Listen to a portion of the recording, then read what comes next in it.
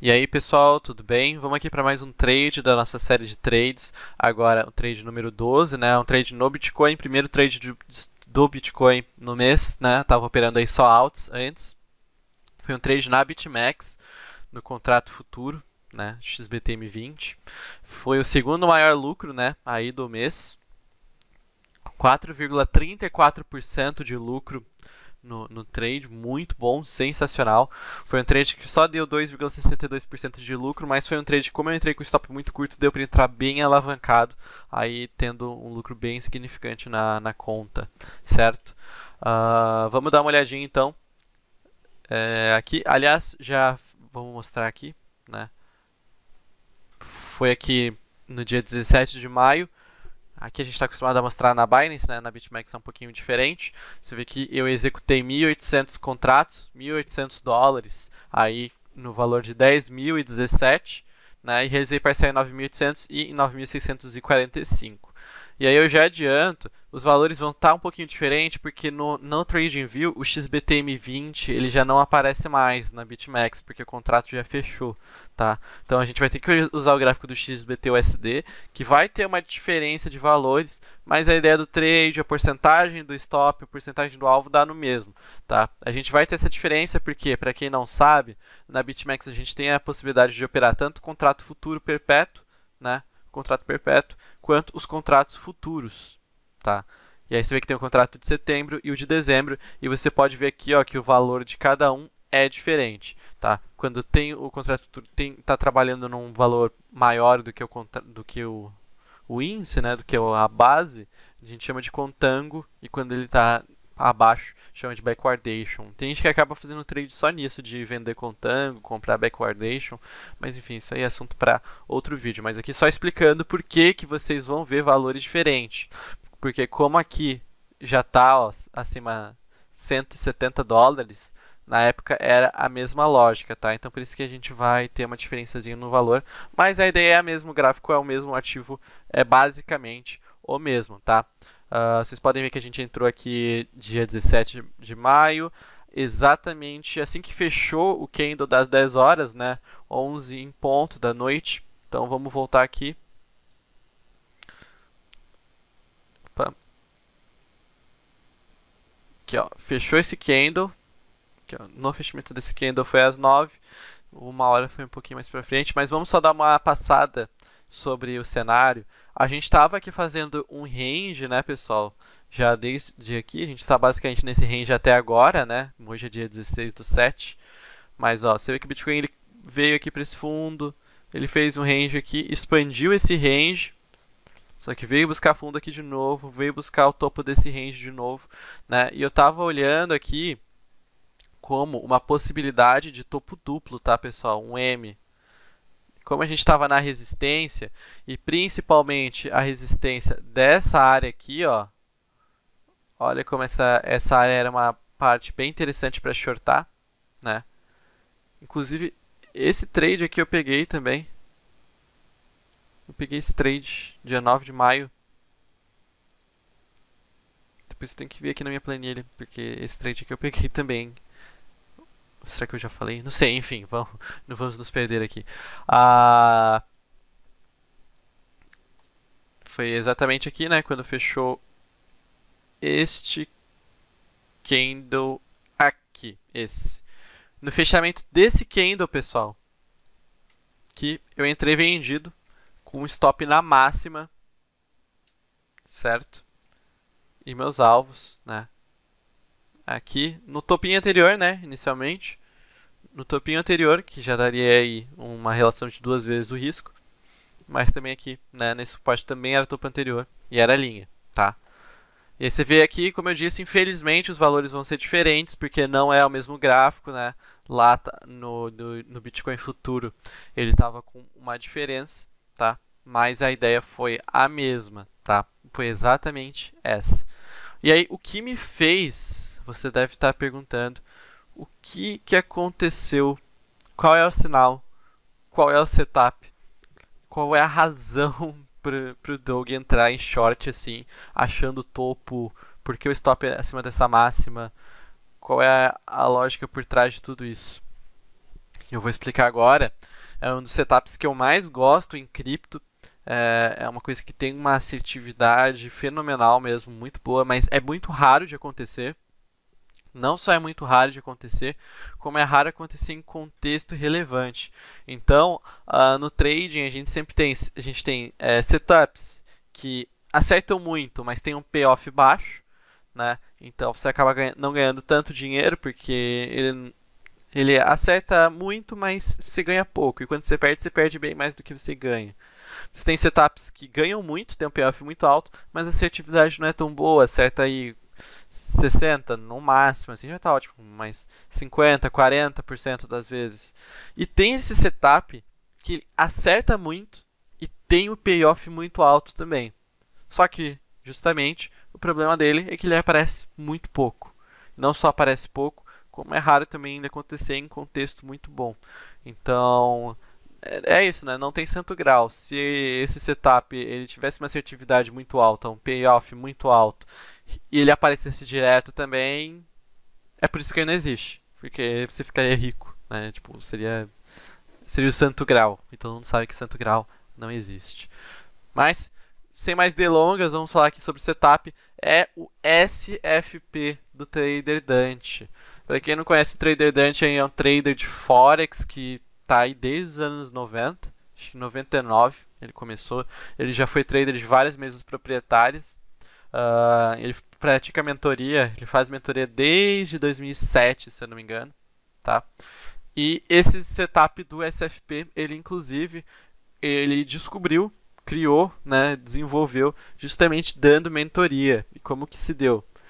O Trader Dante, ele é é uma das minhas principais referências, se não a minha maior referência.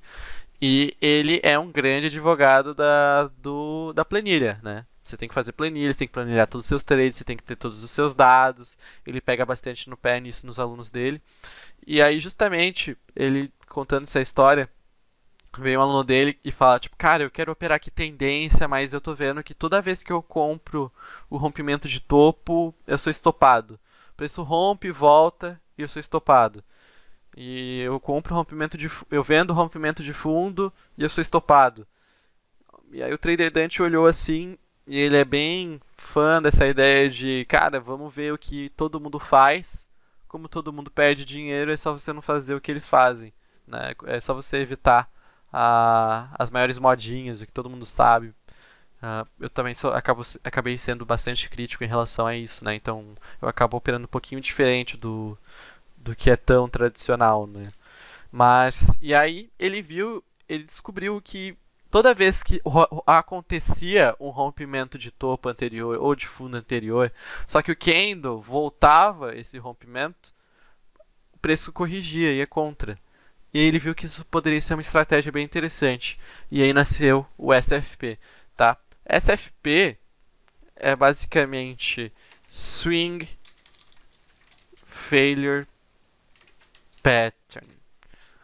Padrão de falha no swing. A gente pode dar uma traduzida nisso, né? Eu já estudei bastante gente brasileira, bastante trader. Eu nunca vi ninguém ensinando da forma que o trader. Nunca vi ninguém usando da forma que o Trader Dante. Eu realmente acho que foi um insight dele. Tem gente que opera de coisa similar, porque falso rompimento muita gente opera, né? De formas bastante similares. O Stormer tem o trap dele, o Ogro tem um setup violinada, mas nada chega a ser tão. Eu não acho nada tão efetivo, tão direto ao ponto quanto o SFP do Trader Dante. E aqui é um SFP clássico, tá? Bem de livro aqui, bem clássico mesmo. Que vocês podem ver aqui agora. Olha só. Olhem esse topo aqui. Vou colocar de cor diferente para não confundir com os meus suportes de resistência. Vou colocar em amarelo. Olha só, a gente tem esses dois topos, pessoal. Esse aqui e esse aqui.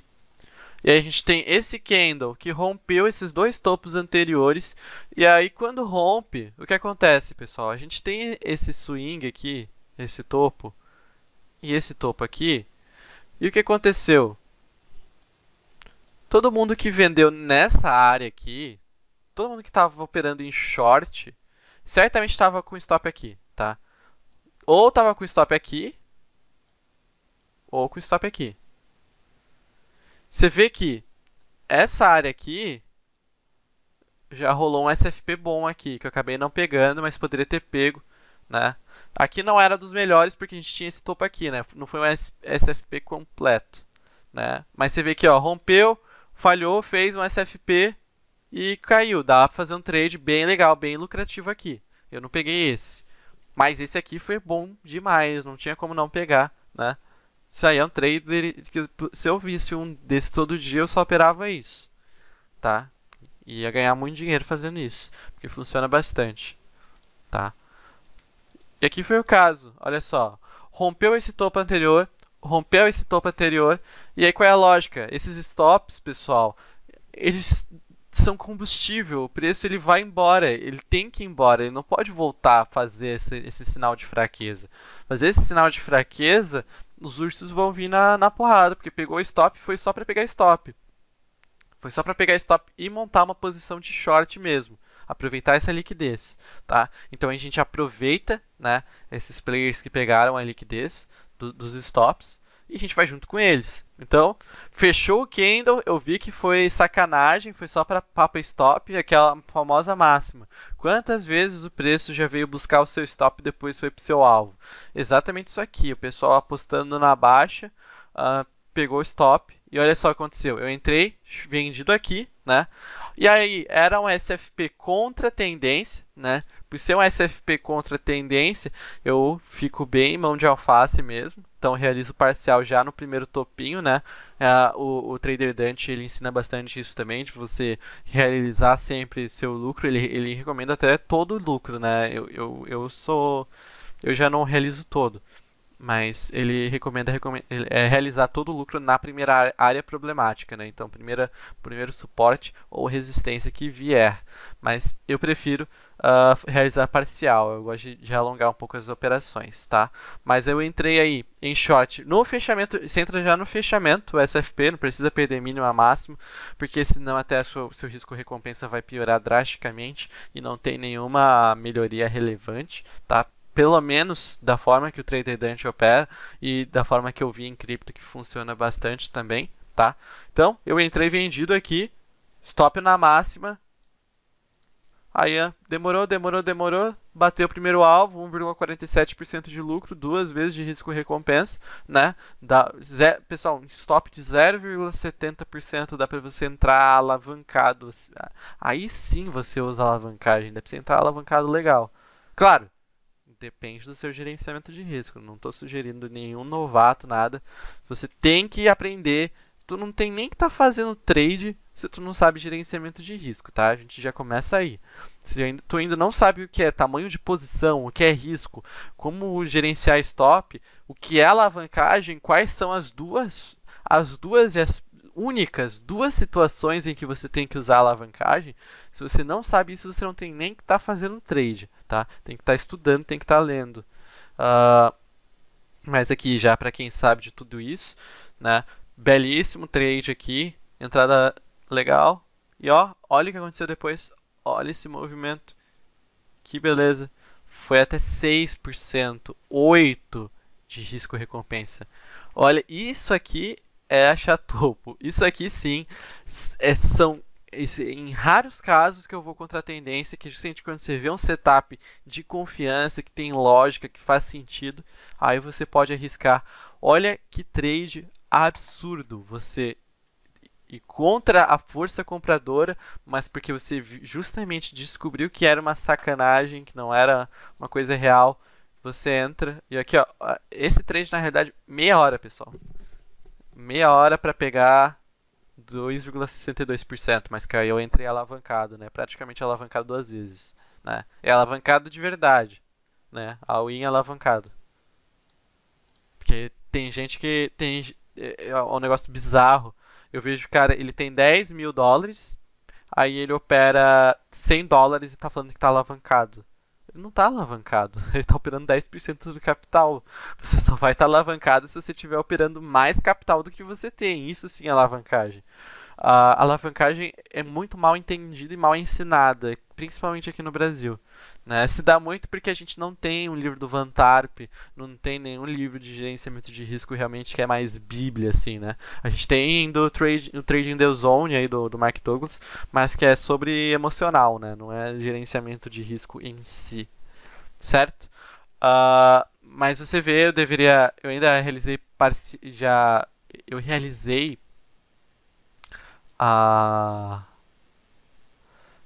eu realizei o resto da posição aqui já no outro suporte, né? Infelizmente não alonguei mais, mas tudo certo, tudo tranquilo. Você vê que depois disso andou de lado, né? Andou de lado, voltou a subir aqui, mas foi uma boa realização de lucro, sim, né? Isso aqui foi um pavio de gente sendo liquidada. Eu nem sei se esse pavio chegou a acontecer no contrato futuro, não me lembro, tá? Mas de qualquer forma, você vê que foi um trade que poderia ter dado aí até 6% de lucro, né? Eu saí com 2%. Mas tá ótimo, deu um lucro excelente, né? E esse aí é o famoso setup SFP do Trader Dante, que eu tanto gosto. E que eu tanto falo aí no grupo e o pessoal me falava, ficava pedindo para eu ensinar. O SFP, pessoal, ele tem ainda. Eu tô aqui só mostrando o trade que eu fiz, né? Que foi sensacional. A gente vai ter outros SFPs na série de trade, mas eu também tenho que ensinar, né? Falar sobre SFP, porque tem muita coisa, né? Falar só sobre SFP dá mais de 2 horas aí tranquilamente. Que não é só essa questão de olhar rompimento, tá? Mas não, fica aqui um vídeo muito longo, não é objetivo ensinar o setup em si, isso aqui é realmente mostrando aí todos os trades. E aliás, só para finalizar, até eu tinha achado estranho aqui de por que eu falei de meia hora, né, mas estava errado. Por que os horários aqui estão tão perto? É porque a BitMEX funciona diferente, né? No caso, eu entrei em short e aí eu já coloquei os meus alvos, né? Então isso aqui é a hora que eu coloquei a ordem, mas a hora que foi preenchida foi depois, tá? Você vê que levou algumas horas aqui para bater os meus alvos. Certo, pessoal? Então eu espero que vocês tenham gostado. Aqui no YouTube, né, a gente deu uma atrasadinha aí na série de trades, porque os últimos não tiveram tanto engajamento, então eu achei que o pessoal não estava tendo tanto interesse assim. Mas se vocês gostaram, se vocês querem mais, não se esqueçam de comentar, deixar o like. Eu uso isso como medidor, né, de postar mais ou menos conteúdo X ou Y aí no YouTube. E claro, ajuda aí o canal a crescer. Se inscreve no canal, ativa o sininho, compartilha aí com outros amigos, manda aí pro pessoal, que isso aí me deixa bem animado para postar cada vez mais e ficar mais presente aqui no YouTube.